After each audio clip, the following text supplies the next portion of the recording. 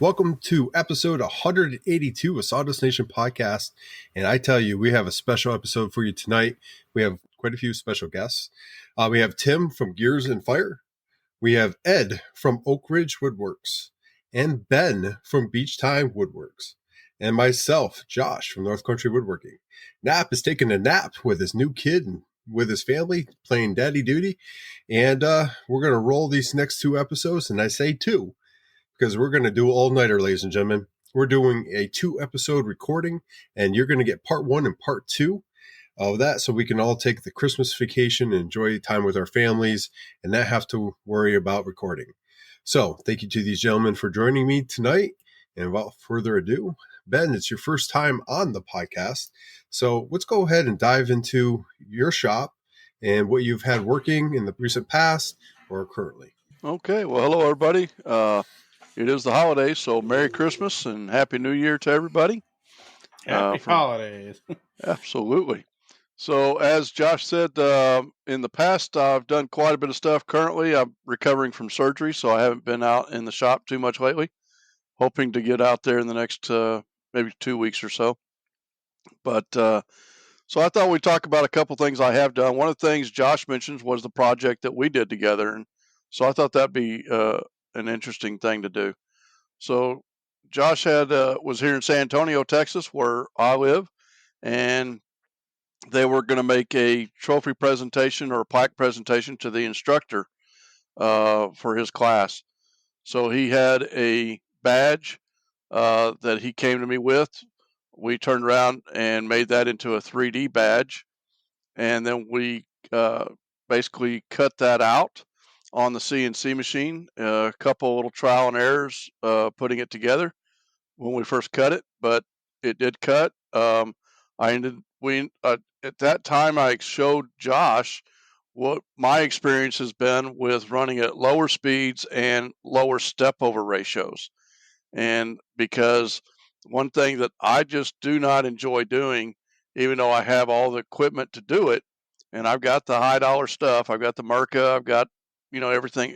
I even have a Sears Craftsman orbital sander.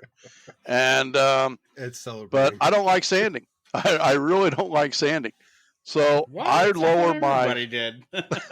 I lower my speeds, my feeds down, and my step over ratio. Most people in CNC work will do a step over ratio of 9 to 8%, 8 to 9%. I lower mine down to 6%, sometimes below that. And if you're dealing with a 16th inch tapered ball nose bit, 6% of a step over is really nothing. And but I have found that by doing that, I can get out of sanding and I get the best detail of just about every wood that I use, whether it be a softer wood or a hardwood, and it holds the grain. The grain holds the detail. So once we got that done, there was a little bit of sanding that had to be done, and since Josh was visiting, he got to be the sander. So, Attaboy, Josh. So, yeah. All those miles, and you still get to sand. And you still got to sand. It was all good. So then Josh is the expert in laser stuff. Well, I just recently purchased a laser, and we decided to do a little bit of lasering on the plaque, and we were going to engrave names or laser the names, and so we set it all up, and Josh he's in charge of the laser at this point. I'm watching because I'm trying to learn. And to make a long story short on that, we made a slight error, and but then Josh, which is what all woodworkers do, we cover our mistakes, or we take our mistakes. And they're not mistakes; they're features. Exactly. They're features, or what I like to call anything that I do is character, and I charge an extra $10. So that's just what I do. Bravo. But what we ended up doing was Josh showed me something that I didn't even think about or knew was possible, and we took some acrylic that I had, we spray painted it black, engraved all the names into that, and then cut out the acrylic to fit inside the pocket of the badge. Oh, I did And that on that my covered, truck. yeah, That's awesome. and it covered up the little error that we had made previously. So I made, not that, you, Ben. but it was a learning. He was teaching me the steps of how to correct things. So that's what it was. And but it was really cool. And from that, Josh, I've actually made several luggage tags using your technique of the painting the acrylic and then doing that. So that worked out really well. But we did that, and the plaque came out great. We put it in the tent. We sprayed it with I believe we used Halcyon, if I remember correctly, I or think did we we use did. lacquer? No, We used the Halcyon. Yep. And it really came out beautiful. They presented it to the instructor. I think Josh has posted it a while back, and it was just a gorgeous piece that came out. But out of all that, what transpired, and the whole thing was, Josh was here for what, 6 weeks, if I remember right? Yeah, give or take, yeah. And out of those 6 weeks, he probably spent a good 3, possibly 4 weeks at my house on weekends, showing me things, actually helping me redesign or restructure my garage a little bit. We put up some, all my clamps were laying around. We actually put them on the wall, and then the night after they all fell, but we put them back. So let's clarify that a little bit. They were in studs and everything. Was this Josh's fault? Yes, it was. It was absolutely mine. Okay, Ben's that's all we calling me need to know. Carry on. So they were in studs. And what's funny about this is it didn't happen with him in the shop, right? So he steps out to get a drink or do something. And I'm messing around with the laser, and all of a sudden all these clamps just fall off the wall. And I'm literally standing there stunned. I don't even know what to say or do at this point. Ben walks in and goes, "Oh, that held well." Josh is holding all the clamps with his hands off of my laser machine so they wouldn't crash into the lasers. You redeemed yourself, sir. It was great. You know how it goes. Murphy's Law. If something's going to go wrong, it would go wrong. And of course, it'd be when he wasn't even there to, witness it. It was awesome. And but Josh did. He Josh always talks about community. Knapp talks about community. They talk about helping everybody. And this podcast does. But Josh really went above and beyond that. He not only did he come to my shop to learn a little bit about the CNC, which I was able to show him some things, but in the meantime of that, we actually cleaned up my shop. We made it more workable.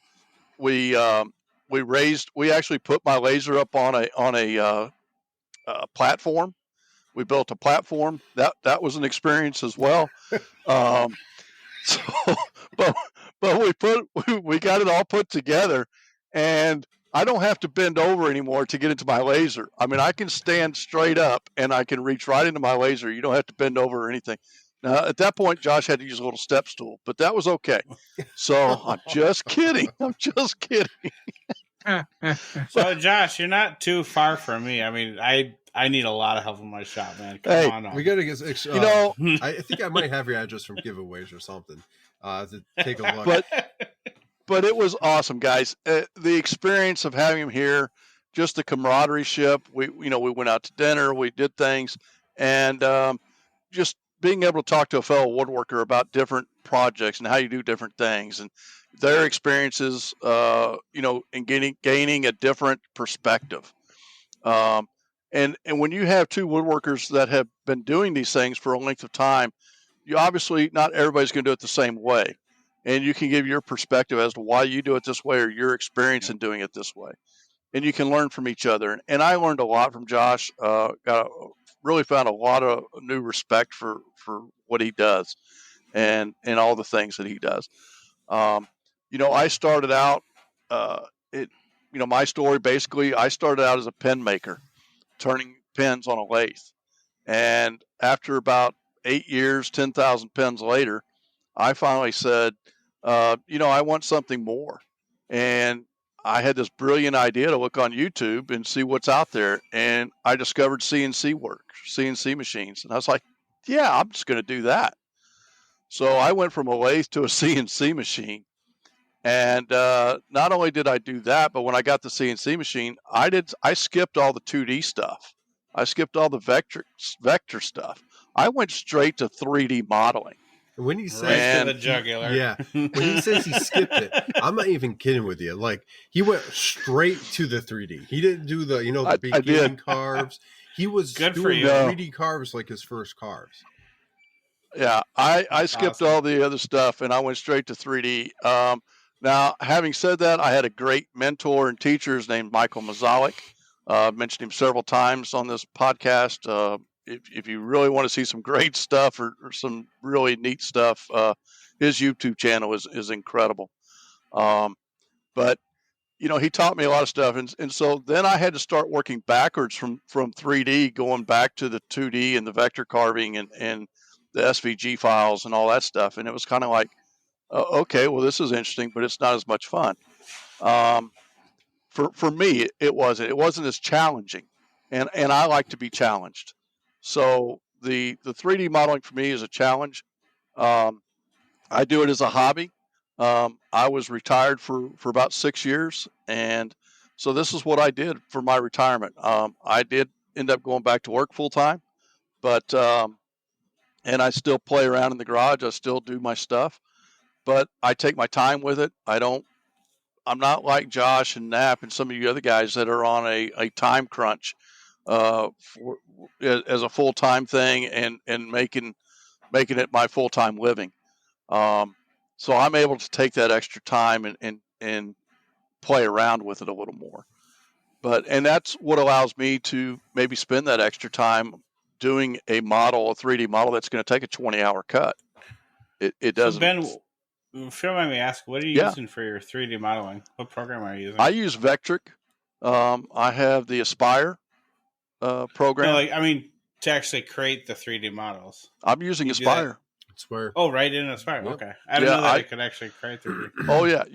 There's other programs out there that some of them are a little bit better. Some of them are a little not as better.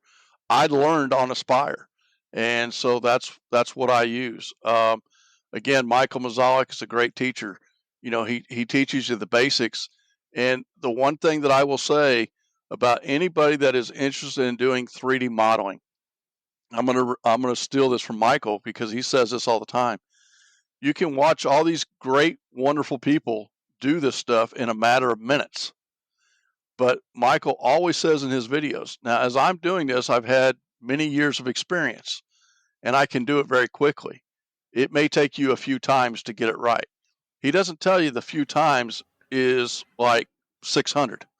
But few is relative. But it's watching people that have done it and can do it very quickly and very efficiently and then come out with a wonderful product is just amazing. And it gives you that inspiration to keep going.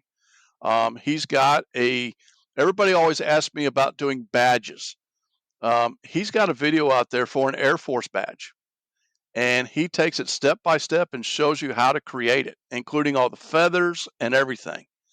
And if you watch that, it's a 5-part series. It's only 20 minutes each one. But if you watch it and you practice it, I guarantee you that if you do it maybe 10 times, you'll be amazed at what you can do. And it's just incredible.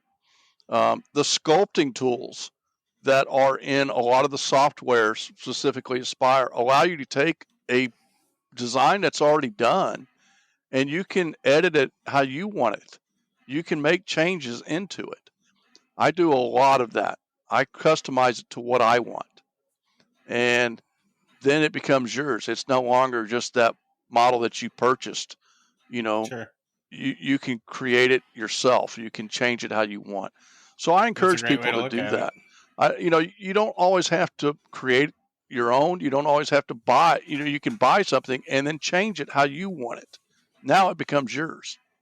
You got the basic from somebody. You got the bottom, the basic model.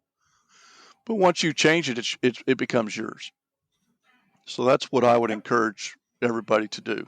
Try something, make it something simple. And just practice. That's the main thing is practice. And nobody likes to practice. but that's what you got to do. Depends what you're practicing. Yeah, there's a couple things I like to practice. Yep. Yeah. So, right now, I've got another friend of ours. His name is Terrell Thames. Oh, yeah. He is coming over to my house here in a couple of weeks, and he's going to teach me how to make shadow boxes. Nice. Very cool. So you guys do all this stuff. Y'all make boxes. Y'all do all this other kind of stuff. I never have done that. I do all this other stuff. So, I'm going to learn how to do some miters and angles and different things that I'm like, well, can't we do that on a CNC? I was about to say. But once I get it down, I'm going to figure out how I can put it like on the CNC and let it do all the work. Josh teases me that. There's a Josh, for that. Yeah. No, I've seen it, and I'm going to do it. But I want to do it the other way first. I want to learn how to do it, the basics, and learn how to do it. I applaud that. And then go from there, because there's so much more you can do with it. And that's I want to, you guys do so much cool stuff. The other thing that I'm starting to get into, or I'm trying to get into, I should say, every time I get a little overwhelmed looking at it. But I bought all these different books. I'm reading about it. I'm watching YouTubes, and these are puzzle boxes. That's cool. Okay. I'm really getting excited about it. I understand I'm not going to be able to do a lot of it on the CNC. I'm going to have to make small cuts. I'm going to have to be able to do a lot of stuff. I understand there's going to be a little sanding involved. I'm not real excited about that, but I'll source that. Josh will go back down. Josh will fly back down for that. Josh can come down for that. But I'm really looking forward to doing it. Everybody says, well, just make a secret compartment box.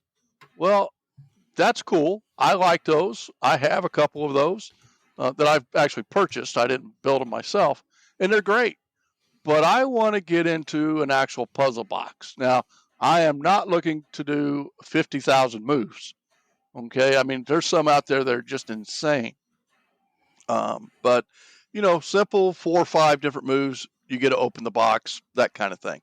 Those are so cool. I'm really starting to get excited about it. I'm finding a new challenge for me, and that's what I'm going to be working on this coming year. So that's Beach Time Woodworks. That's what we're doing.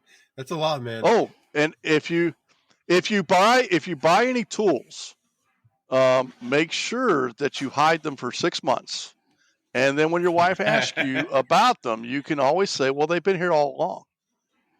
Yeah, that's good. I like that. Solid advice. Yeah, fell off the back of a truck. Yeah, I just purchased a new miter saw, and FedEx sent me a message a little while ago that said it's been delayed for the 4th time. So now I'm hoping to get it around the 22nd, is what they're saying. It was supposed to have been here on the 8th. I thought it got delivered, man. I'm sorry. Yeah, well, I'm waiting. It's going to go in the shop in the backyard to hide for a little while, but before I pull it out. So that's okay. Hey Ben, I'll make a deal with you. I'll become your new Sandman and we'll trade sanding for a little 3D education. Not a problem. Not a problem. I'm always here to help, and if anybody wants to give me a call or text me or send me a link, Beach Time Woodworks on Instagram, you can always contact me, and I'll be happy to help you, point you in the right directions as well. There's a lot of good teachers out there. Some of them are subscription based. They're not saying they're bad. A lot of them are very good. I like the guys that don't charge, and there's quite a few of those guys out there, and they're willing to help you. You just have to ask them. Hey, Stan's on. He is. Thank you for going through all that and reliving some good memories and some mistakes that did happen. But, I think we both learned a little bit from that. Still can't explain those. I learned a lot. Yeah, I don't know. They're hanging on the wall still. They haven't come back down. Thankfully. But so far, anyway. Yeah.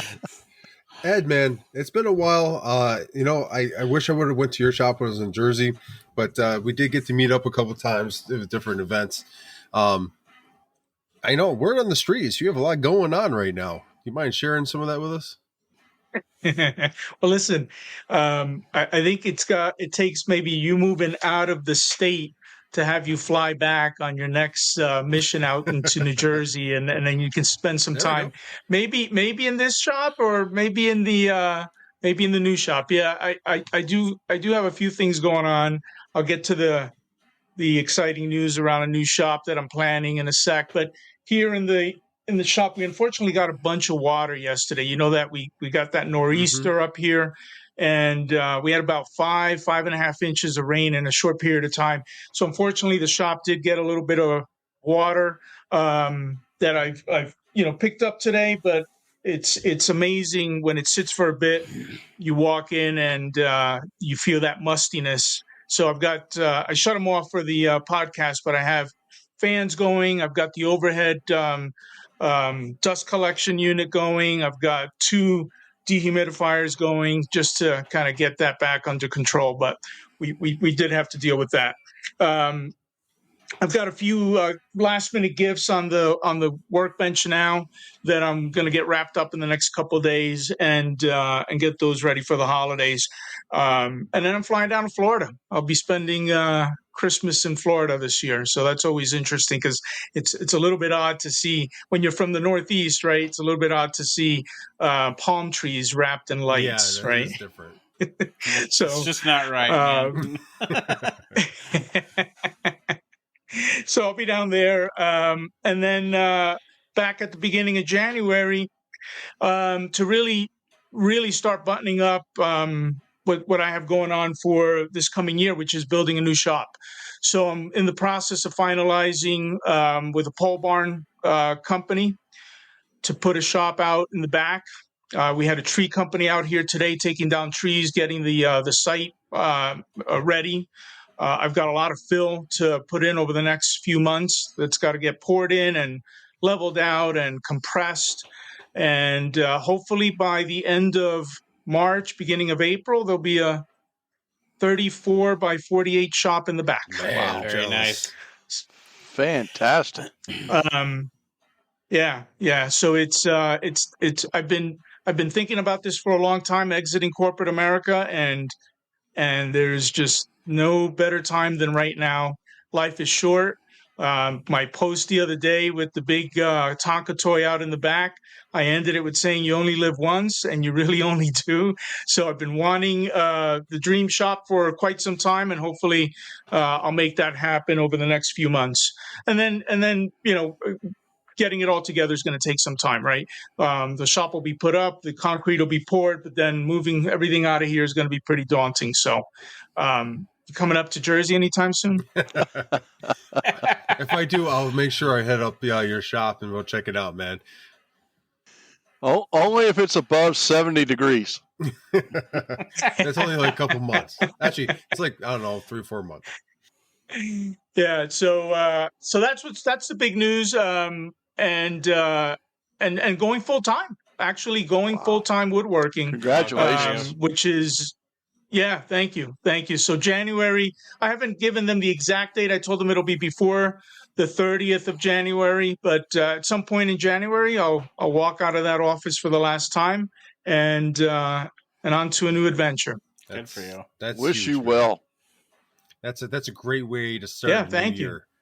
Yeah, a little scary, right? But there's no way to ever know if you can succeed at something unless you try, unless you take a swing at the bat, right? So, I've been tinkering around with the shop now for about four years, and I think it's just time. It's something that's been really just calling at me for a bit now. So, and I don't know if you're aware, but I'm in the mortgage business, and the mortgage business right now is with rates where they have been is just so the timing is kind of good. It's kind of yelling at me that it's time to try something new, and even though it's not entirely new, it's something new for me, just being my own boss, having my own business.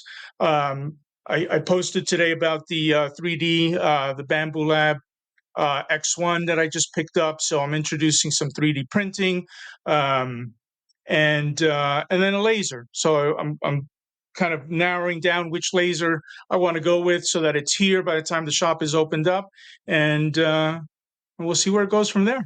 That's huge, man. Very cool, man. Fantastic. Which lasers are you looking at? I was looking at OMTech, and I'm looking at the Thunder, the Nova series, and I'm kind of leaning Thunder right now. It's a good laser. Very good laser. You can't go wrong. Yeah. American made. I have nothing bad to say about it. Most of the big laser companies out there are going to do you well. I like OMTech because obviously I have an OMTech, but you can't fault someone for going to a different brand because you have the brand that you're using. And I know people with Thunder have no complaints, and they do really well with it. So I think you do just fine. So walk us through what you're feeling, man. I know you said it was kind of scary, but that decision's huge. Every time someone comes on here and they're talking about going full-time or going full-time, I'm very interested to kind of dive into that just a little bit. Because personally, I got about 3-4 years left in the service if I get out right at 20. I could potentially be going full-time at that time. And, lessons learned from everyone that comes on here and I get to talk to, hopefully that helps myself and people out there listening. So just, if you can, walk us through that whole process.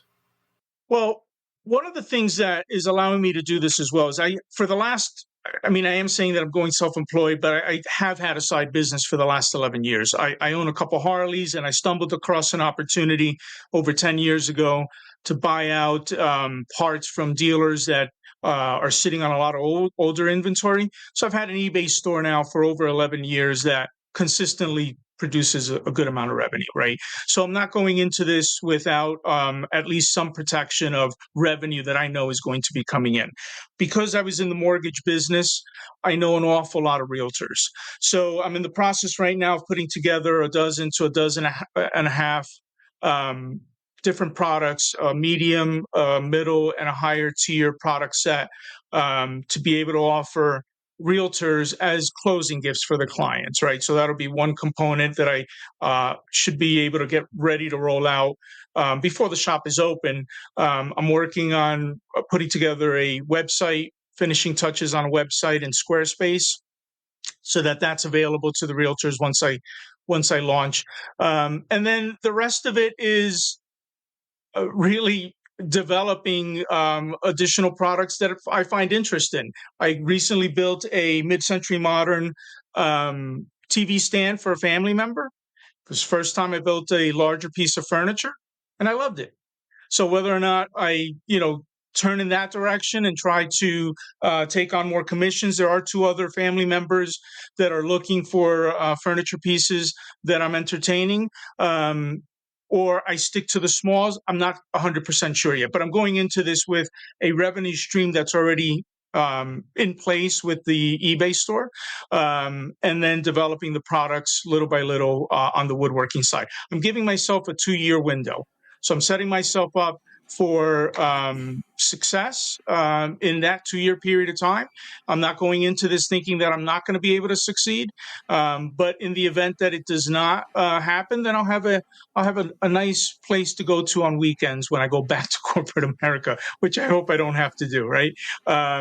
So that's the game plan right now is the realtor piece, some furniture, and I'm going to dive into the laser and the 3D printing is really more for the shop, because I don't know how many times I've come across a situation where I'm like, I can, if I had a 3D printer, I can make that myself, right? Yeah. Or I need to tweak something. I have got a small wireless speaker that you can't see this right now because of the camera angle, but my setup here next to the CNC for the laptop, there's a post that comes up and I have a speaker that's just tied to that post.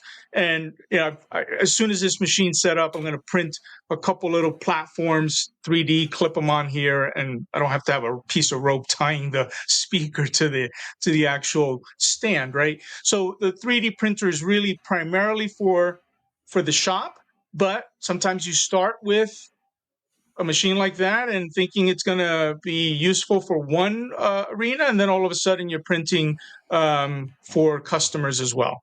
I am creating an office storage space in the shop so that if down the road 3D printing becomes a thing, then I'll have a section where I can add a couple more machines that'll be outside of the shop, right? One of the things I'm learning is that you want your 3D printing in a place where it's not going to be as susceptible to dust. That and temperature. So that's the game plan. Temperature and humidity control. That'll help. Right. Exactly. So that's the game plan. So when you're talking about putting it in your shop, the 3D printer, are you thinking about building an encasement or some type of a enclosure to put that in? Yeah, there'll be an office. I've carved out about a 11 by 17 space that I'm going to close in for an office. And there'll be an awful lot of storage in there for the Harley Davidson business as well.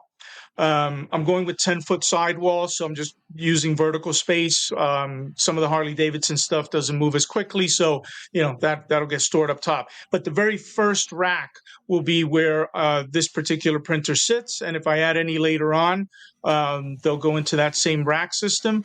But the office will be enclosed away from the shop, fully enclosed. You just named your office is going to be about almost close to the same size as my current garage.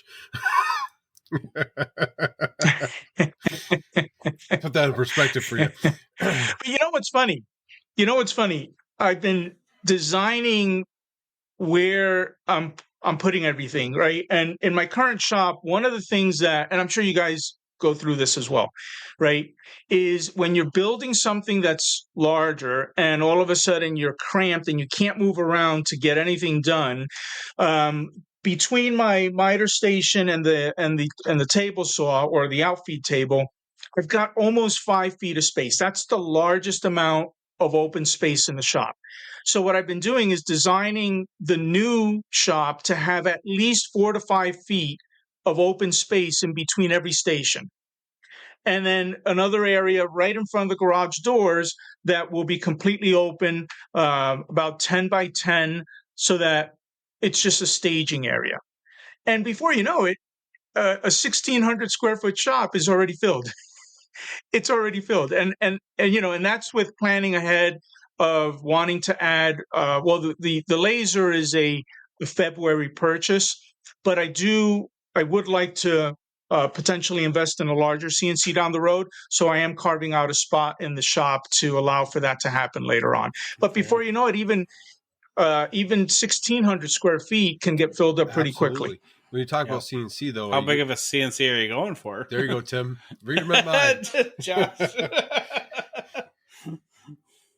Well, I've got a 2x4 now, an I2R 8 series, and I'd love to add a 4x8 machine. Nice, good for you. What brand? And Josh, you remember when we were up in Workbench Con? Phantom was there. Oh, you think of Phantom, huh? Phantom, yeah. But you know what's funny? I mean, the prices have jumped up so dramatically.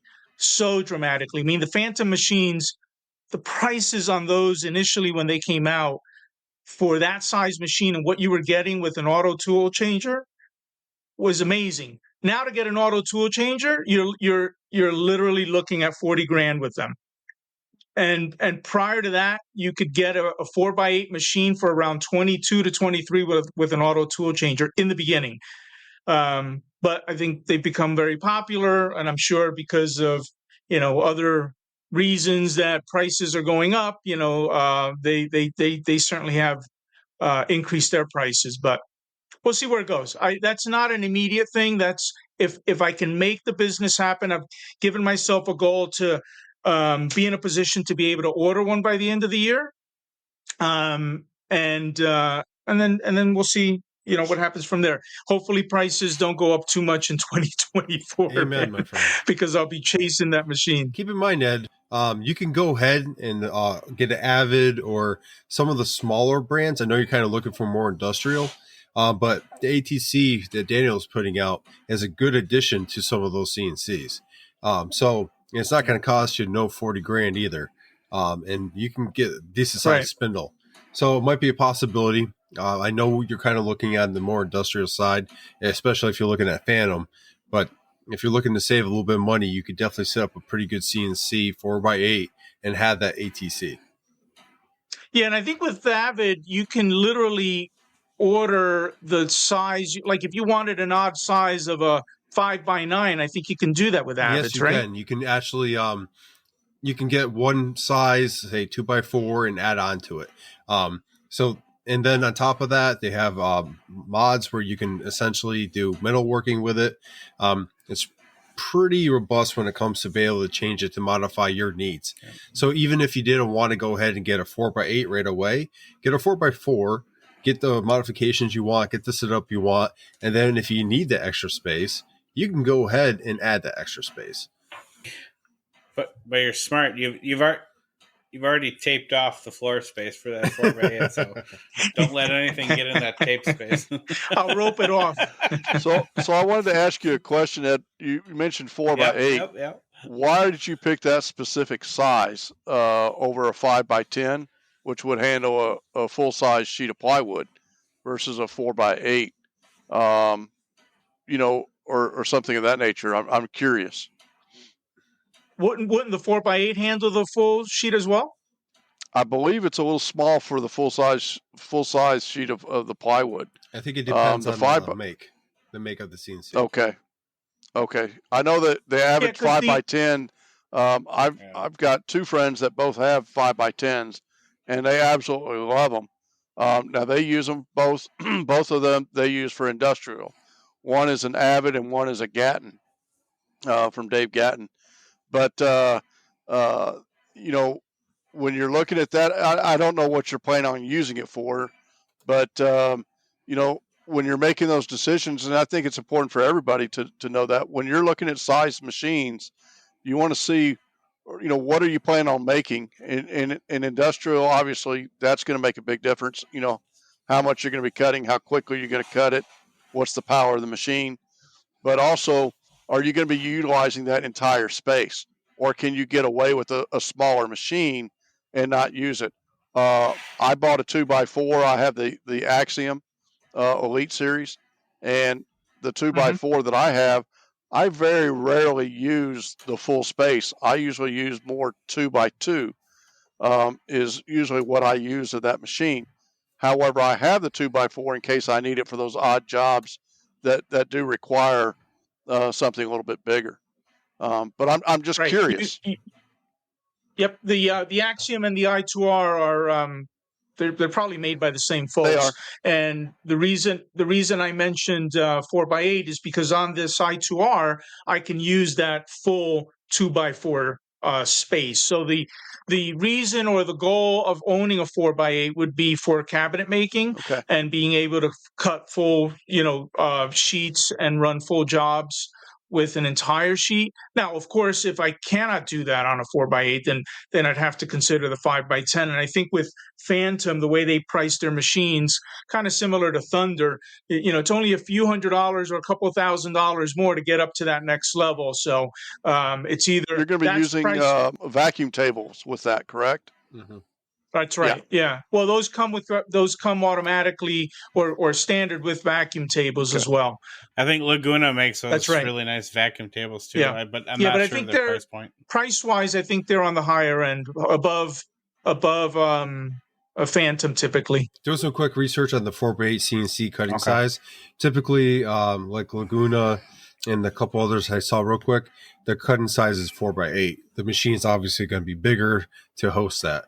But I think either way you go, again, just like the lasers, because you're going to get one of these major brands, you're going to do okay. It's just basically what you can do. I lean toward the Avid, not that I have one, but the options they offer. It's a little bit, I feel you're more free to do whatever you need on there. So, but again, the Phantom, really nice machines. Me and you saw them face to face, talk to the owner.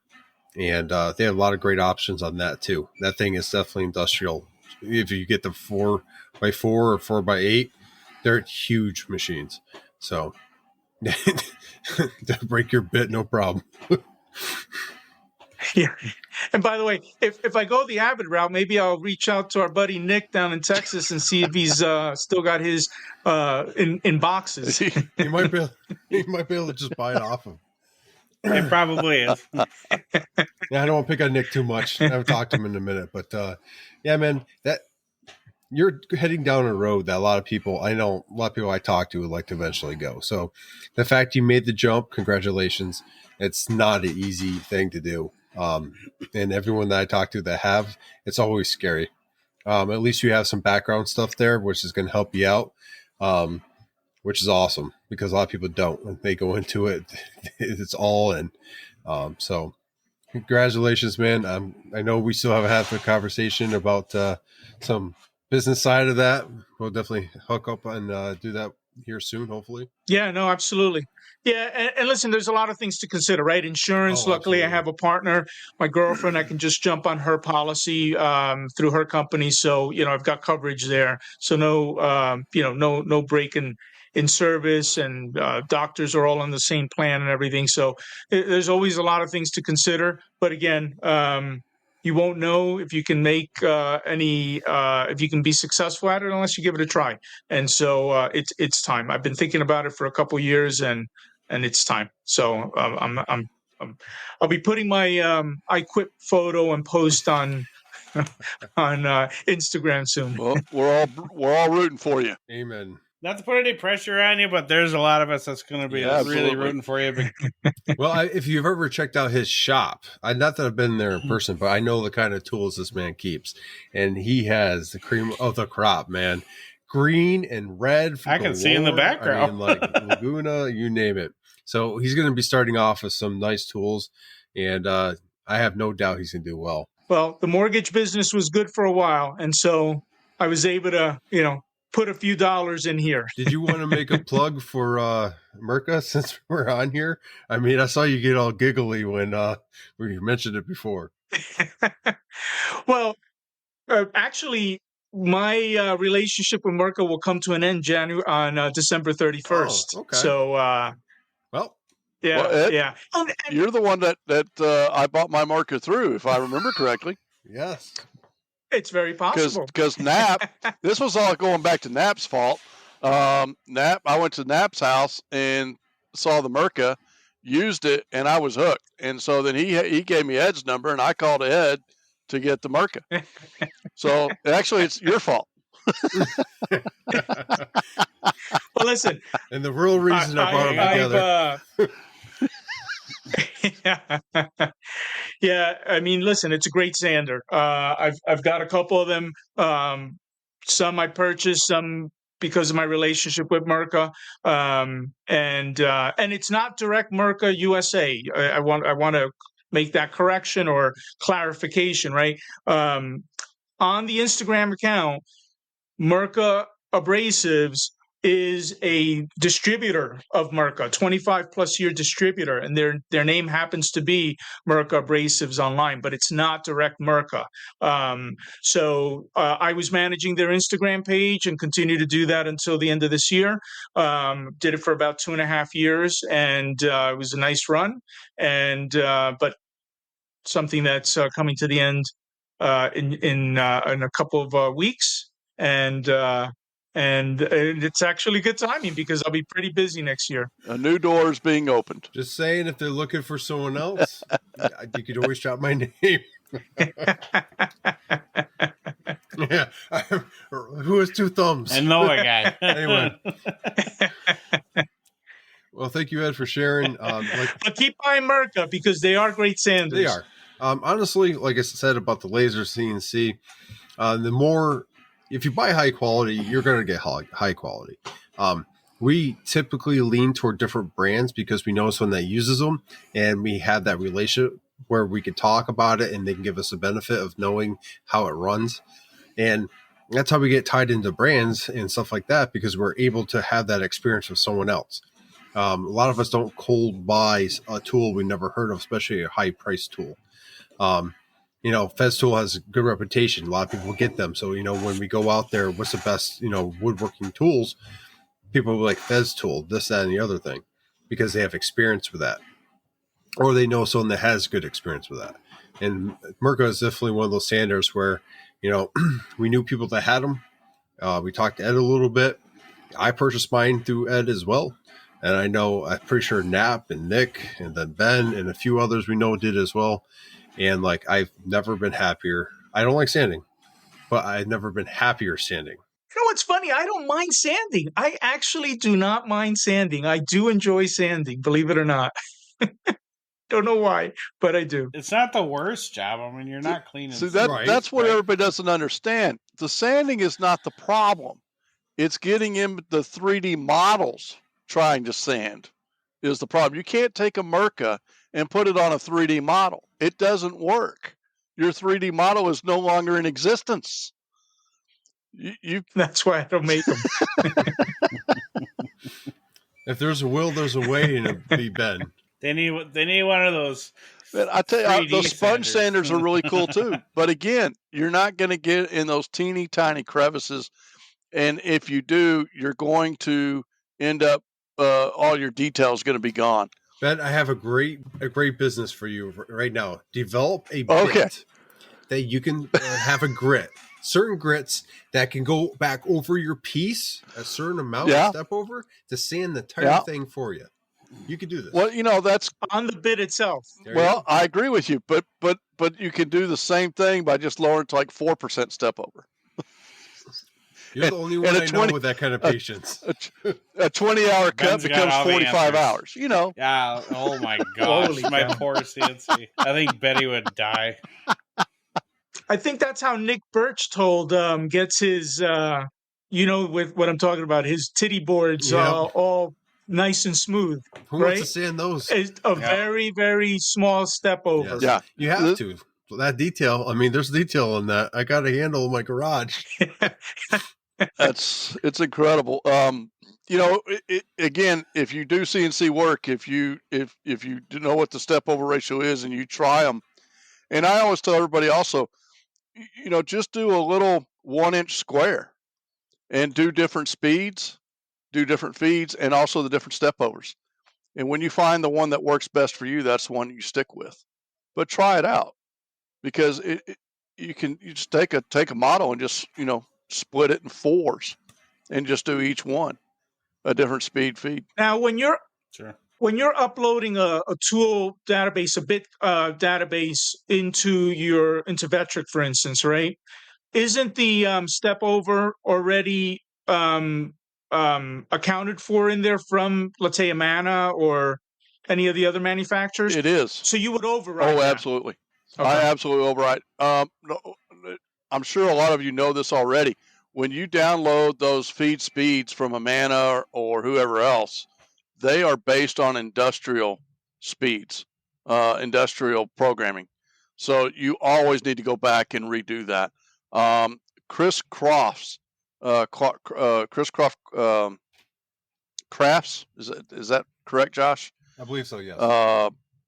Chris Croft Crafts. He's got a great YouTube out there that talks about feeds and speeds, and taking the feed and speed that's been downloaded and then readjusting it.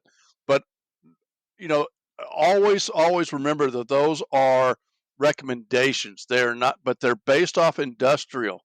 If you try to take an 1/8-inch bit and you run it at their full speed, you're going to break that bit right off the bat. You've got to drop that thing down. So that's what you got to do. Yeah, I got a little graveyard drawer of broken bits going. You guys should be best friends. As a reminder, every time I open that drawer, it's a reminder to do something different. The next time. My problem is I don't like to throw bits away, and I know Josh had a whole podcast on that. So yeah, that curse followed me. I swear. If you're not familiar, I'll tell the quick story about it. But when I was at Ben's, he had a bit that was just totally dull. And so I'm like, I'm going to throw it away. So I went over to the garbage, and I swear I couldn't do it. I didn't. I put it in my pocket. I must have been talking and not paying attention. I But I swear, and I got back to the hotel and I'm in my pocket. I'm like, okay, well, I'll throw it away now. I throw it away. And then the maid must have thought it was a mistake or something because it ended up on my desk again. So this happened a couple times. So I left it. And then I threw it away where I thought it. That's like subconscious hoarding. Yeah, weird, right? So on the way back, I'm packing. I'm like, okay, I toss it. Ends up in my bag. When I'm unpacking, there it is again. So now it's in my shop on a shelf, just collecting dust because apparently I can't throw it away. Yeah. God, it follows you. Oh, man. I don't know how you're going to lift that curse. I'm just going to make a plaque and I'm going to put it on there. I'm going to say Ben's bit and just leave it, let it go. I think I'm gonna mail you all my broken bits. I'll do a graveyard plaque and just places for them and put names and dates next to them.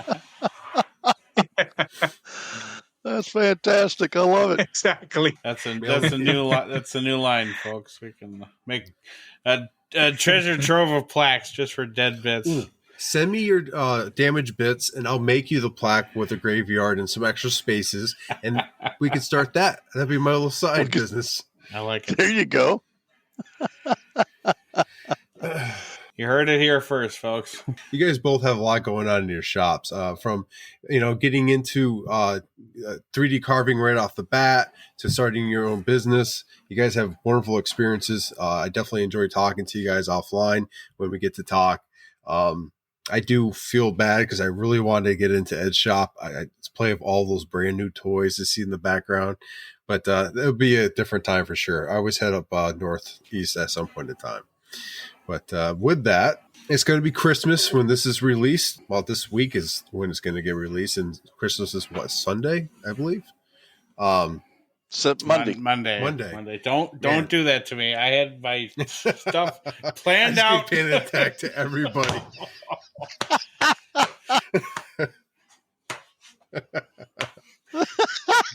I got it. Tim's got the reminder lights in the back already. Yeah, we just put our decorations on here. You got the whole tree. That's right. We do a whole thing for that. Actually, we did pretty good with this move. Any broken decorations on there? Okay. Ooh. No one outside of this floor is allowed to make dull bit ornaments. Yeah. The four of us, we own that. We own that. That's canon. Trademarked. Trademarked. Gold mine. Damn, that's good. Perfect gift for the woodworker you love. There you go. It's like Hallmark for woodworkers. Anyway, lost my train of thought there. It's such a good idea. I wanted to just go do it with some epoxy and almost like get some really figured wood. You drill a little hole to rest the bit in there. You pour the epoxy, you put it on the lathe, you spin it, and make it nice and golden. Great idea. Anywho, we're going to see this tomorrow. Oh, yeah. I have a new thing I'm going to try. You guys have a lot going on. What I'm trying to get at is an experience in the shop. If you have any questions when it comes to 3D carving, I urge you to reach out to Ben. He'll definitely help you out. He has a great approach. And if he doesn't know, he'll definitely be able to show you a video or a resource that's going to help you get there. I'm going to lean heavily on him and some others when it comes to Vetric here coming up. And then Ed, all-around experience. We've talked everything from sanding to you do some fine woodworking now. You definitely have. I've seen you progress in the time I've known you with the different tools that you have and how you're using them. And I'm really excited to see where your journey is about to go because you definitely have the talent for it and definitely the attitude. So I'm really excited for you, man. That's a big step in the right direction. I feel. But do you guys have any final words for the first part of episode 182? Merry Christmas. Yeah, absolutely. Merry Christmas, and let's have a real productive 2024. And I'm looking forward to seeing what everybody out there is going to come up with. Even things that we can't even think about today, right? There's so many new ideas. Broken bit ornaments. Ed's gonna ride out the next 2 years making ornaments. Yeah, so happy New Year, happy holidays. Multi-millionaire. Tim, what do you got for us, man? Yeah, happy holidays to you and all of your families. Make sure you tell everyone that you are around, that you love them, because you never know if you're not going to see them again. I know that sounds sad, but I recently lost a family member, and I don't know, it hit kind of hard. So just make sure, like, you tell those around you that you love them, because you never know what will happen. Give them all a hug. Go into the shop, make something, do it with your family, because that's pretty huge. That's going to last a long time. Yeah, memories made in the shop, they do last a lifetime.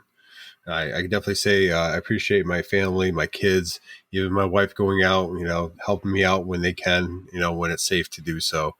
And I hope everyone out there this holiday season stays safe. And I say that because we forget that all the hustle and bustle and everything else, you sometimes forget the simple things, and the simple things will lead to, something unfortunate. So take time, breathe, relax. Things will get done in time. Just stay safe. Hey, before we close this episode out, let's take a few minutes and listen to the audio clips sent in by our listeners. Thank you for everyone that sent them in, and for everyone listening, this is for you guys. This is Daniel. And Diana with Pwn CNC. Have a very Merry Christmas and a Happy New Year. Hi, everybody. It's Matt with Wacky Works. From our family to yours, Merry Christmas and Happy New Year. Hey, Josh, Max, the rest of the Sawdust Nation family. Wanted to take a second, wish you all happy holidays, Merry Christmas, Happy Hanukkah, whatever you're celebrating. Rowie_176 out. Hi everyone, this is Cody with Cadence Manufacturing and Design, the maker of the Jenny Bits. I just wanted to take a second and wish every single one of you a very Merry Christmas and a wonderful and a Happy New Year. Thanks for everything. Bye. This is Sean from the J Shop. Just want to say Merry Christmas and Happy Holidays to everyone, and enjoy. Hello, Joey with Steel Blade Woodworks down here in Texas. I'd like to wish everyone a blessed and happy holidays. Merry Christmas. Greetings, Sawdust Nation podcast. This is Darren Troop from Silent H Woodworks. I just wanted to wish everyone a happy holidays, Merry Christmas, Happy New Year, all that good stuff. Whatever you're celebrating, I hope that you have a wonderful time celebrating with family, friends, and hopefully you can even get some time in the shop. Happy holidays, everyone. Hey, boys. Stan from the Lost State of Franklin. Colin, wish you guys all a very Merry Christmas, and appreciate what you guys do on the podcast, the family you've created, all the great friends that I've made, and you guys keep doing it. Thanks. Bye. Hi, this is Ben Warren with Beach Time Woodworks. Want to wish everybody a Merry Christmas and a Happy New Year. What's happening, Josh and Knapp? It's Ed over at Oak Ridge Woodworks in New Jersey. I just wanted to take a moment to wish you guys, along with all of my fellow makers, a very happy holiday season, and I'm really looking forward to all of us making a lot of sawdust in 2024. Hello everyone, Greg over here at Platte Valley Woodworks in central Nebraska. I just wanted to give a quick holiday shout out to all of you on the podcast and to all of you out in the Sawdust Nation. Happy holidays, and I hope you all have a prosperous new year. Much love, and go make some sawdust. Hi, this is Chris from Pwn CNC, just wishing you and yours a very Merry Christmas and a Happy New Year. Thank you again for everyone that sent in a Christmas message. We highly appreciate your participation in this Christmas episode. And for everyone that's listening, hopefully you get in the shop with your family, go make some sawdust and some memories, just like Tim hit on. And with that, go make some sawdust, and Sawdust Nation podcast out. Ho, ho, ho, ho, ho, ho. Merry Christmas.